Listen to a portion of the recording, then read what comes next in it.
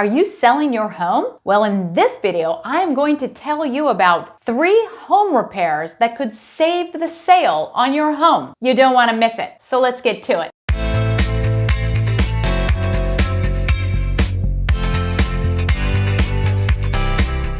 If you're new to my channel, welcome. And if you live in Marin and you're thinking of buying or selling, reach out. I love to help people just like you make a smooth, smart move. Now, without further ado, okay, let's get down to these 3 home repairs that you really need to look at because they could totally blow any sale opportunity that you'll get on your home. Number 1.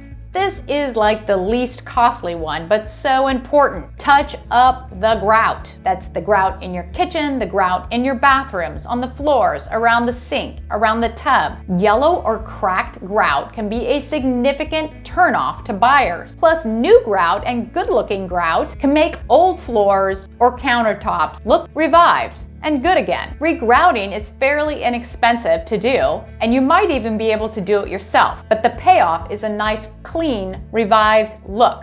That's important to buyers. Number 2, you're going to want to repair water stains. If you have old water stains and you didn't repair the look of those, it could lead a buyer to think that there's a bigger problem in your home, and it can scare them away. They may not even ask about it. So if you have water-stained ceilings or walls, hire somebody that can fix that. Again, it can be quite reasonable in cost, and depending on how substantial it is, you may be able to do it yourself. But it makes a big difference not to scare away the buyers. 3, you're going to want to fix flooring flaws. Most buyers really don't want the hassle of needing to change carpet, and they may not even want to accept a credit to do it after a sale. A lot of people just want to move in. And since floors go underneath all items, they would have to arrange for it to be done before they moved in. And that, as you know, could be just a huge inconvenience. So if the floors in your house aren't looking good, consider changing them before you put the house on the market so you'll attract buyers who just want to move in and they don't want to deal with any hassles. So those were 3 good things that you should do as a home seller so that your house will attract as many buyers as possible and render you a successful sale. If you like this video, give me the thumbs up, subscribe, and hit the bell notifications so you'll be notified when I drop a new video, which is about every week. And if there's something that you would like to know about buying or selling a home, add a comment below.